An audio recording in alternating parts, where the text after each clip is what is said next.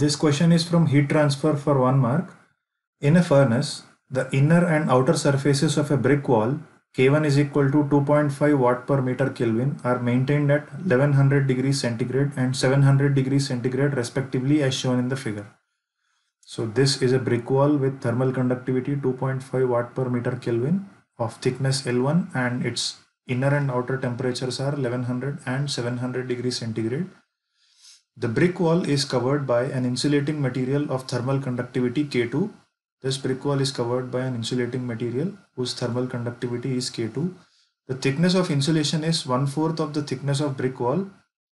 The outer surface of insulation is at 200 degrees centigrade. The heat flux through the composite wall is 2500 watt per meter square. The value of K2 is dash watt per meter Kelvin. We need to round off the solution to 1 decimal place. And according to the official key, the correct answer range for this particular question is 0.5 to 0.5. Okay, so basically this is a question from the concept of heat conduction through a composite wall.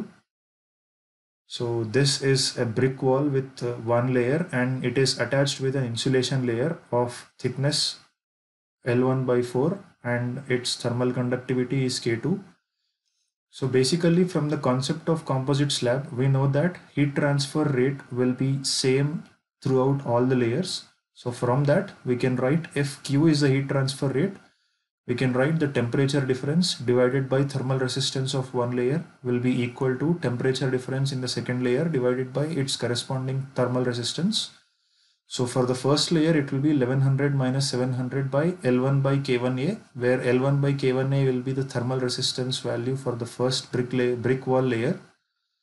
And similarly for the insulation material, the temperature difference is 700 minus 200 and divided by its corresponding thermal resistance, which is L2 by K2 into A.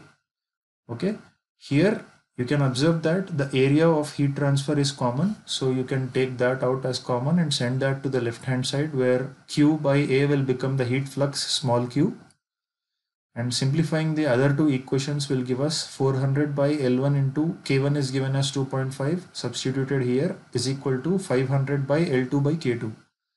Okay, so just rearranging the terms will be ended up in this equation. And from the question, it is clear that L2 is equal to L1/4. Substituting this condition into this particular equation will give us 400 into 2.5 by L1 is equal to 500 into K2 into 4 by L1. So upon simplifying this will give us the thermal conductivity of the insulation material to be 0.5 watt per meter Kelvin.